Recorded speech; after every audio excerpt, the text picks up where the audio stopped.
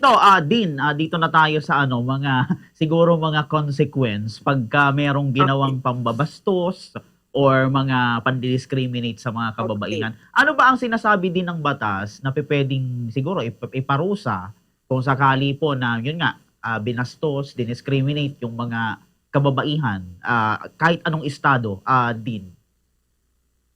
Um, ang penalty, if I'm not mistaken, no, uh, ranges from 1,000 pesos to 500,000 pesos. Yan ang penalties, no. May kulong, no, at meron ding community service. So depende sa gravity ng ginawa, no. Remember, ang Safe Spaces Act, hindi lang nito parang pinipinalize ang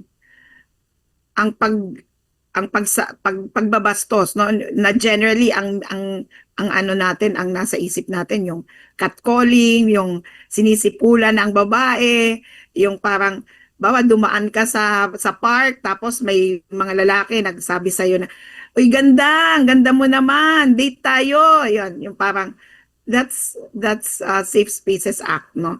Um meron na din sa kahit online, no? Kahit online yung nagpo-post, ano ba, may pinost siya na ano ba, may pinost yung isang person na wala ang iyong consent, pasok yon sa Safe Spaces Act, no? Kasi kailangan even our cyber environment, no, the online environment should also be a safe space for women. Not only for women, for all genders, no, for all genders. Kasi ang Safe Spaces Act is, ang language of Safe Spaces Act ay gender neutral, no? So kahit yung lalaki na halimbawa nagpa-picture sila, nag-post si lalaki na may abs siya, tapos may babae na nag-comment na parang, "Uy, ang sarap naman ng abs mo." Parang ang sarap naman ng pandesal mo or something like that. Tapos uncomfortable si lalaki. Pwede niyang ireklamo si babae, no?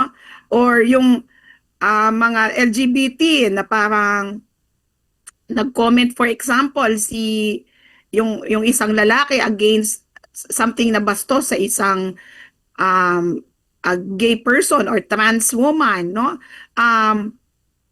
Pwedeng ireklamo ni trans woman si kung sino man yon, maging babae man yung nambastos o lalaki yung nambastos.